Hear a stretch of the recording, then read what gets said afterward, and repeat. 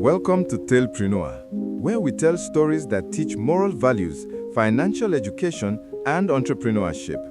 Once upon a time, under the hot Lagos sun, there lived a young man whose story will shake your heart and lift your spirit. This is not just any tale. It is a true African life lesson full of hustle, mistakes, wisdom, and hope. Sit close, my people, and listen well.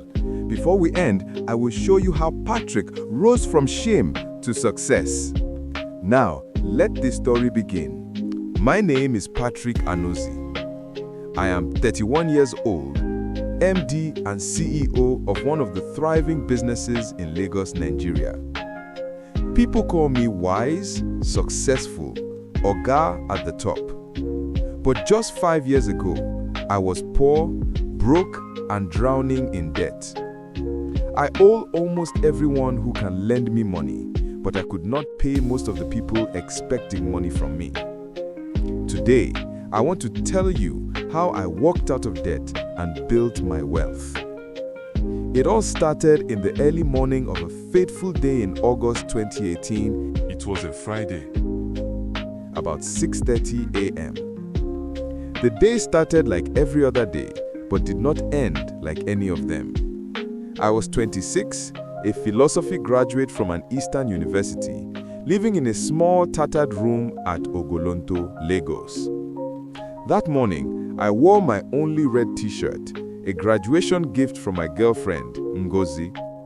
Ngozi, that is one lady I cannot joke with. Tall, dark, glowing chocolate skin. Her hair is dark and long. She likes to pack it together until it forms a donut on her head. She's such a lovely beauty to behold. Apart from beauty, Ngozi is very intelligent and hardworking, my one true supporter. Back to my experience. Hunger no dey hear grammar. This morning I woke up quite late. I was hungry as usual, sick and tired of my empty pockets. I wish I had woken up earlier and escaped before Madam Chika noticed me. I need to find Taju, my bosom friend, but I dare not go out again because of Madam Chika. Madam Chika, the popular food seller at the junction opposite my house, had been feeding me on credit. 5,000 naira already. Yesterday I promised to pay her after Taju, my close friend, sent me my share of money. But Taju did not show up. Each time I dialed his phone number, it only played that cruel message. Dear customer, the phone number you have called is switched off. I wondered, is his battery flat? I dared not open my door. Then, my phone rang. Hello, Taju, where you dey? But the voice replied, this is Uncle Obina. Uncle Obina is the younger brother of my mother. He is the Bariga branch manager of Mid-Apple Bank. Good morning, sir, I greeted nervously. What is this nonsense about you owing money? It's me, Patrick, sir. My uncle has not spoken with me for the past 6 months. Therefore, I got confused about his question. I know you are Patrick. Why are you borrowing money and refusing to pay back? I wondered. Did Chukuma call uncle from the village? But why? I was still in thought when the voice of Uncle Obina thundered. I said, why do you have to borrow money and refuse to pay back? I stammered, I'm sorry, sir. He continued, is it sorry that we pay your online loan? Inside my heart, I cried, these online loan people have finished me. Then I said to Uncle Obina, I am sorry, sir. The loan was just due yesterday, sir. Uncle ordered, clear the mess. Don't drag our family name in the mud. Yes, sir, I whispered as he cut the call. I dropped the phone. When will all this end? From Madam Chika to Alaji, from one loan app to another loan app. Graduated with a powerful 2-1. No work, no money. Small time, somebody will call me lazy youth. In anger, I threw my pillow. It hit a bottle. Sping! It shattered. I was scared to the bone. Madam Chika. With my 2 hands on my head and my mouth wide open, I tiptoed to the small opening in my wooden window to peep through it and check if Madam Chika has been alerted. Thank God. I saw Madam Chika surrounded by 5 school children, and she's busy sorting them out one after the other. Then I picked up a broom and a packer to take care of the broken pieces of the bottle on the floor of my room. As I bent down to sweep, I raised my back up again. A thought flashed. This may be the right time to sneak out. I dropped the broom, picked up my trousers, and put them on. Then I picked up my shoe. This shoe. The ever-ready, ever-faithful, and always loyal servant. It does not complain or grumble, except that the front of the shoe has an opening, like the mouth of a hungry lizard hunting flies. I put on the shoe. I looked through the opening in the wooden window again, and this time around, more children had joined the queue. Madam Chika is surrounded by about 7 children. Then I said to myself, it is safe. I tiptoed to the door, opened the door quietly, looked straight in Madam Chika's direction. She's still busy, I said to myself. I crept outside my room like a snake avoiding hunters, then closed my door quietly. Phoo, off I go. I did not walk straight to the main road. Madam Chika will see me. Instead, I dashed to the backyard. The backyard has a cluster of houses with a narrow road through it. The road, although longer and difficult for strangers to understand, leads to the same main road. I am not a stranger. I understand the narrow road like the back of my hand and can find my way through it even in the dark night. As I turned to the backyard, away from where Madam Chika's eyes could see me, I sighed and said, "Thank God, I escaped." I started moving quickly on the road, jesting and laughing at myself. Then suddenly, I heard, "Brother Patrick! Brother Patrick!" My heart skipped. Madam Chika. I turned with a fake smile, only to see a schoolboy. "Waiting. Brother, take this fall from your pocket." It is a 200 naira note. My last 200 naira. I plan to use it for transport to Taju's place. At least, I'll be able to board a downfall to the Ikorodu garage before I trek to Ojogbe, where Taju lives in. Without it, I would have to trek from Ogolonto to Ojogbe. "Thank you," I said with great relief. 1, it is not Madam Chika, as I expected. 2, it is a boy who has saved me from bus conductor Wahala. I stretched my hand and collected the money from the boy. The boy turned back and went his way. I looked at the 200 naira note, imagined myself in a downfall, and the bus conductor asked, "Ogbeni, Owo Eda?" Meaning, "Mr. Man, where is your money?" And I started checking my pockets and found no money. Shy, Wahala. I looked up again, raised my right hand and shouted to the boy, "Thank you!" But the boy had gone. I continued my journey to Taju's house. I reached Taju's place by 10 a.m., but he wasn't home. Neighbors hadn't seen him since yesterday. I waited and waited. By 6 p.m., 8 hours gone, no Taju, phone still off, no money, no food, no strength. What a life, I murmured. I considered borrowing 500 naira from Aboki, the Malam nearby. Then another idea. Uncle Obina lives about 30 minutes walk away at Aga.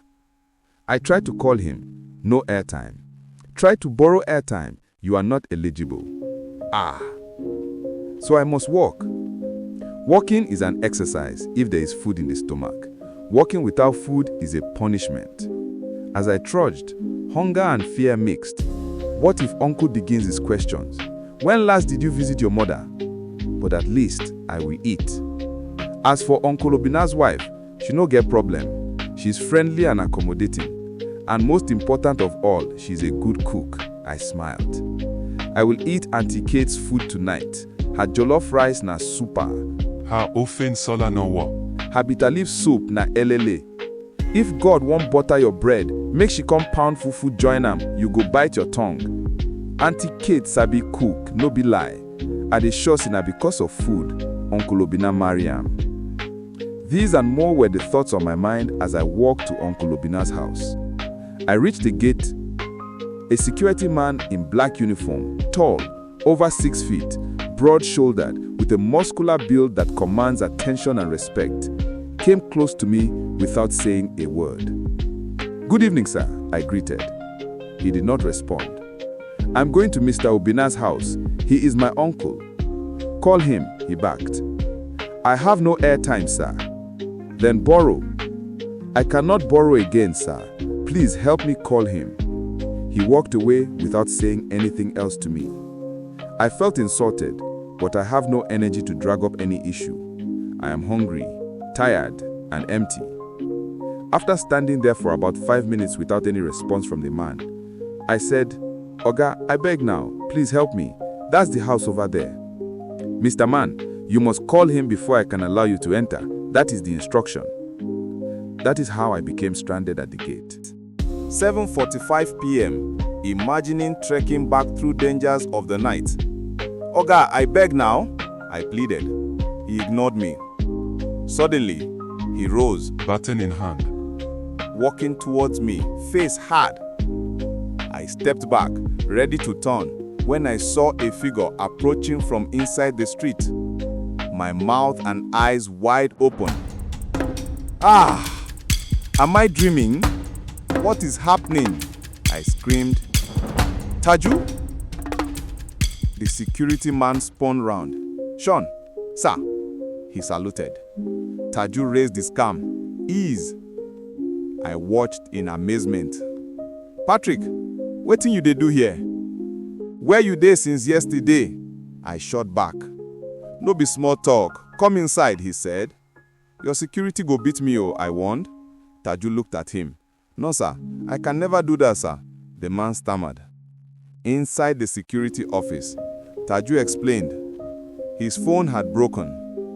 Yesterday, the MD of the security company called him to resume as manager of the guards in this estate.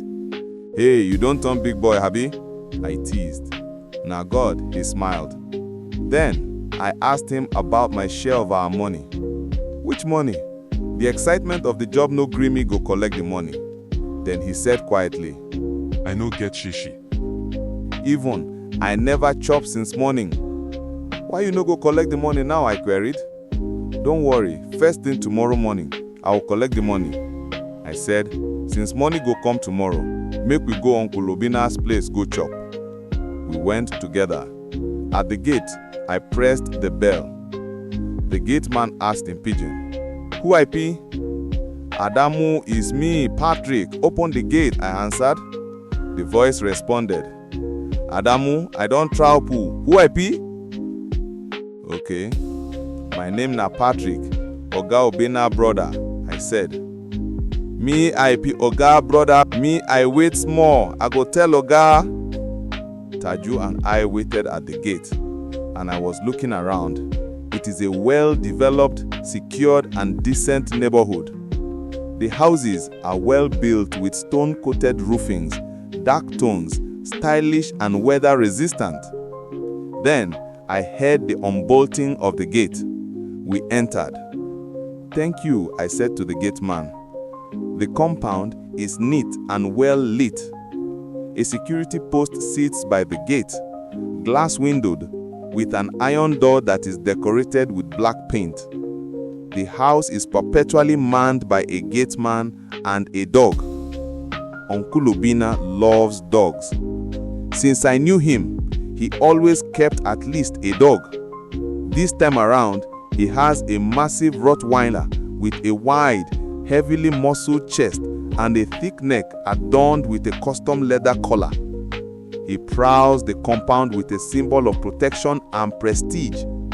His bark alone is deep and thunderous, can echo through the compound like a war drum, sending a clear message: this house is protected. He dines on premium dog food with a monthly budget I can dream of earning in a year. Just imagine, his gait is calm but assertive, as if he knows the mansion belongs to him just as much as it does to his owner. "Please hold your dog," I said.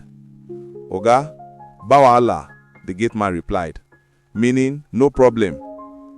Inside, "Good evening, sir," I greeted Uncle Obina. "Welcome," he replied. "Good evening, sir. Taju greeted Uncle Obina. Taju, good evening. Where are you people coming from at this hour of the day? He responded. Auntie Kate emerged. Taju greeted her. Good evening, ma.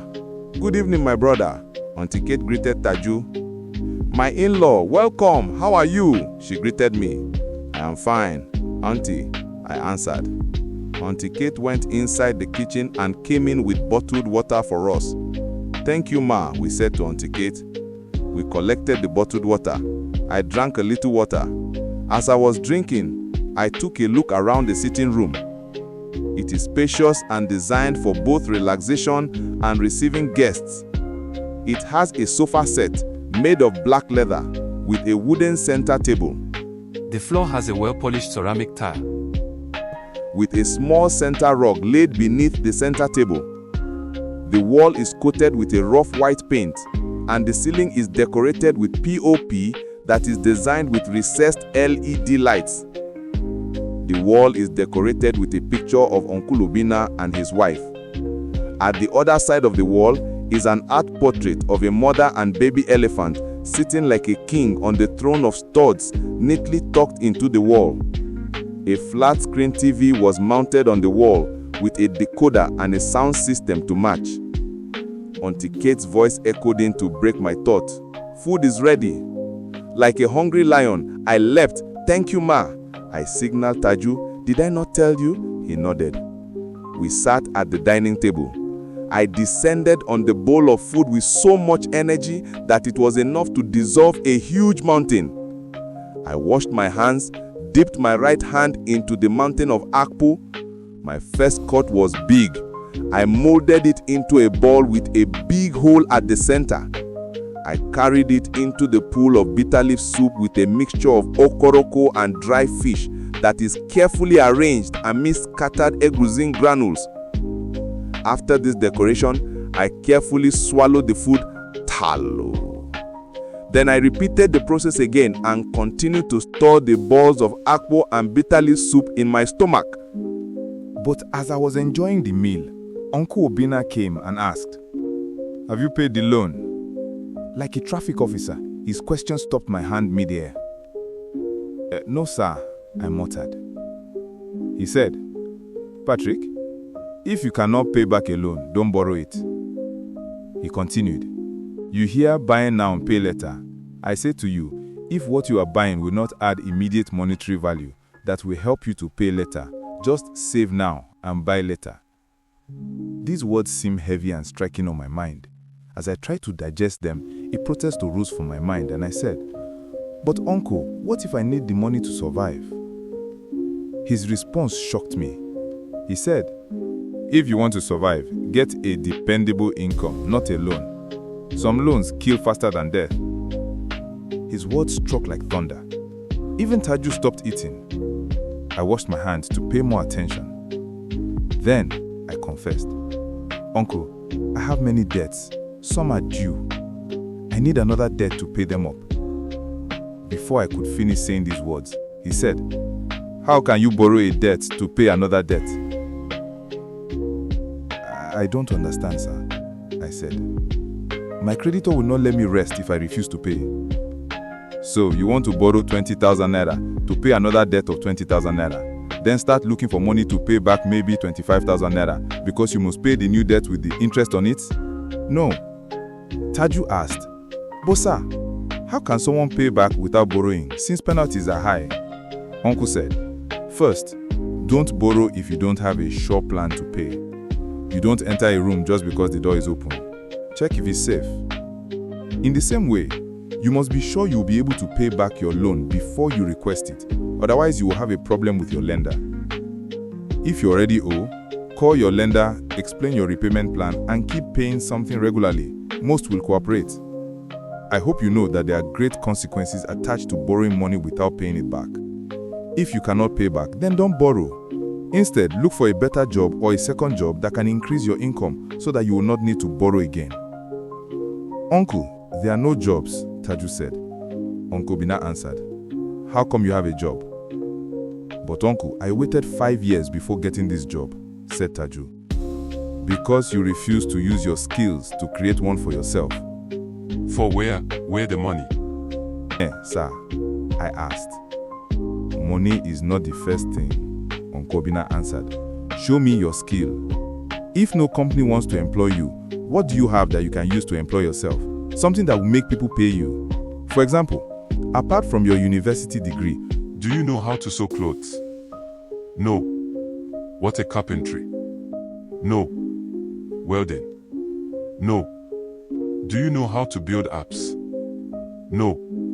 What about coding? No. Digital marketing? No. That is the problem. the society is waiting to employ you, but you must have skills to serve the people. You don't have a job because you don't have a skill.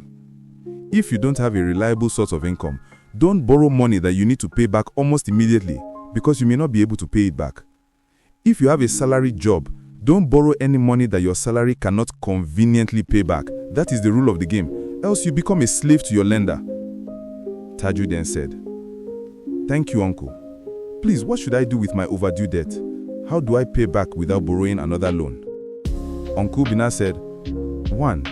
If you are sure that your salary can pay back the new loan you are about to take conveniently, you can get the loan to settle your overdue loan first, then settle the new loan from your salary.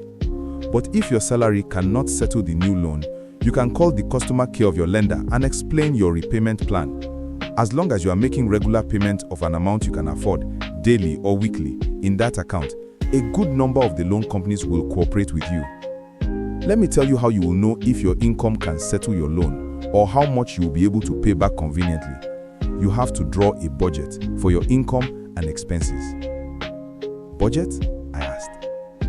Yes, budget. A list showing the plan you have for your income. How much is your income and how much you plan to spend on each of the items on the budget, like food, daily needs, transport, debt repayment, savings, etc. Uncle, this budget of a thing is usually boring and difficult to balance. If budget is boring, debt must be interesting. Taju and I exclaimed, "Ah! Yes, if budget is boring, debt must be interesting." It is from your budget that you will know how to share your income, what you can buy or pay out, and what you should delay till another time. Your income will always appear not enough for you if you don't use a budget to share it. With a well-planned budget, almost every income, no matter how small, can add good value and improve our lives. That night, I slept at Uncle Obinna's house, but his words kept echoing. Save now and buy later. Get a dependable income. Draw a budget. If you cannot pay back, don't borrow. Those words healed me. Months later, I cleared my debts, learned a trade, and built a living. Not every opportunity is golden. Not every loan is a blessing. We can rise, not through shortcuts, but through smart steps forward. And that, my people, is how Patrick, once a debtor, hiding from Madame Chika, became a man of wisdom and wealth. If this story touched you, drop a comment below. Tell us your own struggle with hustle, death, or success.